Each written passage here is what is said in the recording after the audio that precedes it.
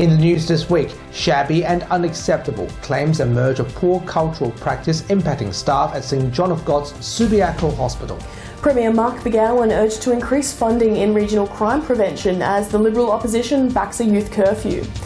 12 to 16-year-old children have been recommended to get their jabs, plus Dr Andrew Miller's comment. This is The Evening News with Ivan Leung and Sarah Smit.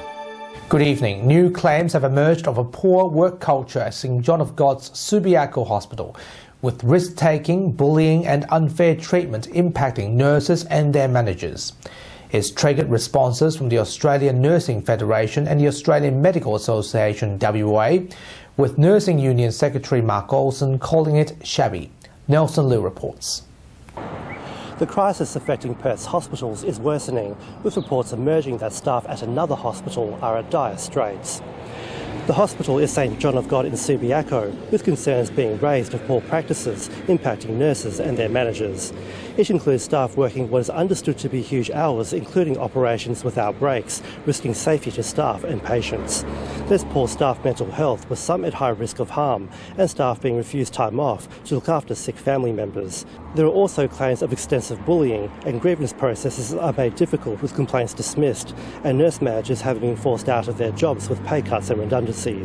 Staff fear they'll lose their jobs if they highlight issues. The Australian Medical Association WA and Australian Nursing Federation have criticised the treatment of staff. Look, I mean, this sounds like the working conditions that we had 20 years ago, 25 years ago. It used to happen. It's unacceptable working conditions. The St John's Group is not government, but ultimately it reflects staff shortages. I think that St John of God need to have a good hard look at some of their cultural practice with regards to their middle managers. These are people who are doing an extraordinarily difficult job. They're the ones who are desperately trying to scrape together the staffing required to keep these hospitals going. And I do think that by any measure, the treatment of some of these middle managements has been a little bit shabby, to say the least. Meanwhile, St John of God have responded in a statement, saying they focus on providing staff with a welcoming, safe and respectful workplace. And with a more comprehensive response from St John of God, here's Ivan and Sarah. And St John of God's Subiaco's CEO has responded to the story with a statement. In a statement, she says, in instances where caregivers take up additional shifts, we always pay them properly and support them to take their breaks in accordance with the relevant agreement and legislative requirements. Over the past few months, we have made some small changes to our nurse manager structure, while some caregivers have chosen to take a voluntary redundancy as a part of this change. There has been no reduction in the overall numbers of caregivers employed. The change in structure has added new positions and has been welcomed by many of our nurses. We set very high standards of caregiver behaviour and take any allegations of bullying and concerns behaviours seriously. We have the necessary processes and policies in place to investigate these matters thoroughly and confidentially. There have been renewed calls for youth curfews as violent crime rises in regional Western Australia. Although the idea is not new, Liberal member for the Mining and Pastoral region Neil Thompson is now backing a 9 p.m. youth curfew. He's also urged Premier and Treasurer Mark McGowan to increase funding in safe houses and youth crime prevention. Mr Thompson joined us earlier this week. Neil Thompson, thanks for your time. Is a curfew likely to work at all? Look, there's a huge issue with youth crime in our regions, and we've seen in the stats the issue of violent crime is on the increase right across our regions, and this is a great concern. There needs to be a strong response to a strong problem. Now, a curfew has not been proposed yet, but I'm calling for it. I think that it needs to be examined because it could absolutely change the dynamic in our regional towns. So how would this work then? Well, basically, if children are seen on the streets after 9 o'clock, if they're not involved in some youth program and not involved, they should be taken to a safe house. There's been no investment made in our safe houses. We need to absolutely get safe houses into our regional towns where kids can be taken back. If they haven't got a responsible parent, they need to be taken back to somewhere safe where they can get a good sleep and they can be off the streets and not actually roaming the streets causing problems, stealing cars, beating up on people, causing mayhem as we're seeing across our regions. A recent case saw a 14-year-old slapped with more than 70 charges. What's your reaction to that? Oh, it's absolutely distressing. Look, the minister the other day came out. There was this article in our local newspaper in Broome, where this young 14-year-old had 70 charges, sentenced to 8 months of Banksia Hill. Now, every time any kid ends up in Banksia, that's a sign of failure. But what is that child going to do when that child has finished his sentence? He comes out, he's back on the streets, a bit of a ringleader, and kids obviously gravitate to that. It's a really sad situation. We need to do more. There needs to be, as I said, a strong response to a strong problem, and I think a curfew is part of that.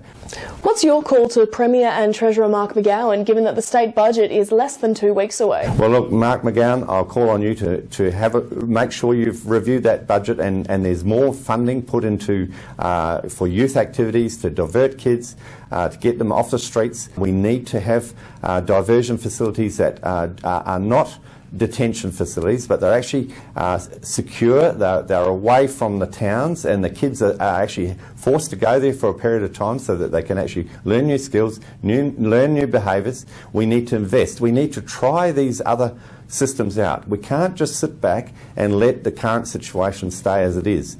Neil Thompson, thanks for your time. Yeah, absolutely. Thanks, Sarah, and I appreciate giving the opportunity. Thank you. Otago has recommended this week that children ages 12 and older should be vaccinated against COVID-19. This recommendation will see children below 16 receiving 2 doses of Pfizer vaccines. It comes following this week's National Cabinet meeting without any major announcements or decisions being made. When asked whether children between ages 12 and 16 should be vaccinated, Premier Mark McGowan says the government is examining the rollout. I urge parents with kids who are 12 to 16 years of age, please schedule them in to get vaccinated. Over time, we'll ensure we roll out vaccination programs into schools. But it's very important for the safety of yourself and your children, and particularly your grandparents, that kids get vaccinated. Homelessness advocates spoke in Perth City this week, addressing their growing concerns about deaths among rough sleepers. This comes following 4 more deaths since the release of UWA research in July that showed 56 homeless people had died on the streets last year. Among the death toll, 28% were Aboriginal and Torres Strait Islander. The homeless community says more government services are needed to prevent tragedies. They got $5 billion surplus sitting up here in the bank. And we've got hostels down here, and we've got all these people all these ladies still dying on the streets. How is my race of people supposed to continue to exist if the women who are the birth givers of these people are dying on the streets? Perth has become host to the ultimate showcase of skills and jobs in WA, combining the largest skills competition with the biggest employment expo in the state. The Skills West Expo will see more than 400 apprentices, trainees and students competing in a national championship across 45 skills and trades, while TAFEs and job centres presents exhibits. The government says it's helping WA at a time when skills and workforce development is more critical than ever in supporting the state's strong economy. It's a great opportunity for people to see the jobs and opportunities that are out there and the skills you can get through our TAFEs and our training services that will set you up for life. US President Joe Biden has vowed to hold terrorists accountable after 10 American Marines were killed during several explosions at Kabul airport. At least 130 civilians, including children, were injured as Afghanis and foreign citizens scrambled to leave the country. The American flag flew at half-mast following the attacks, and Mr. Biden promised America would hunt the perpetrators down. Lockdown in New Zealand has been extended as their outbreak continues. Prime Minister Jacinda Ardern has said that regional areas will have their restrictions lowered from Tuesday. Meanwhile, Auckland and Northland will remain in lockdown for another 2 weeks. Despite the lowering of alert levels, restaurants, bars and public venues will remain closed. And now some personal news. As many young people and adults are rolling up for Western Australia, it was my turn to do so this weekend. As vaccine eligibility continues to expand, I would just like to share this moment with you and personally encourage you and your loved ones to take the jab when you can. Please remember, getting the jab protects more than just yourself. The fact is, vaccines reduce the chances of you being hospitalised and dying from COVID. So please take one when it's your turn. Well, there you go. How do you feel? I feel fine. Just fine. What about you? When are you getting yours? Oh, I'm booked in for Monday, so I'm very excited to get my AstraZeneca. All right, we'll put you on camera then. I look forward to it. And now here's AMA spokesperson Dr. Andrew Miller with his weekly COVID-19 update and commentary. Hi, thanks for your time. Another very difficult week for Delta COVID in Australia. Western Australia responding very quickly to the news that a couple of truck drivers have been found to be positive, and that shows that the system's working. So their frequent testing that they're having every couple of days has demonstrated the positivity. The truck drivers were doing the right thing, including wearing masks in interaction with the 20 known contacts apparently in WA, and so hopefully we'll be able to keep that under control so that we don't have to be in the situation that New South Wales is in of abandoning contact tracing. In Sydney, they're still trying to do it in the regions at the moment, but this fragile piece that we have with this virus is obviously very important to keep here in Western Australia, because you have instances like Wilcania, where we've found now that only 7% of the population there have a double dose of vaccine, and that all this talk of very fast vaccination rates is great, but we do need to get to the top part of that curve before we let the virus do its thing and rip through these communities, including, of course, trying to find a vaccine for the under 12s. And great that the government's now acknowledged through ATAGI that over 12s and up also need to get the Pfizer vaccine, but they also need time to get an appointment and supply of vaccine to get that into their arms before they go to a school that's going to infect them with the virus. And just a reminder that it does spread very easily through children, and that although the vast majority, thank God, survive this virus, not all of them do, 7% of them go on to develop very long-term disabling symptoms, including multi-system inflammatory conditions, so which can be very serious. So we really would rather prevent this disease in as many people as we possibly can, whilst acknowledging that border controls and lockdowns are very difficult. We need to just have a compassionate, smart border so that people can come and go for where they have good reason to do so. But we must keep this disease out for as long as we possibly can. I've been accused of being naive around this particular opinion, but I think those enjoying the health and economy of the open states like Western Australia, South Australia, Tasmania, Queensland would not swap and want to be in Sydney or in Melbourne just at the moment. And of those two, I think they would rather be in Sydney, where the case numbers haven't been growing logarithmically like they are in New South Wales, where they're doubling still every 11 days. So our hearts go out to people in New South Wales, but we don't want to be like that. We want to keep it well under control, follow the plan, get as many people, including little kids, as we can vaccinated before the disease comes in here. Thanks very much for your time. And that was Dr. Andrew Miller. And now here's Leo with what's coming up on 6 News tonight.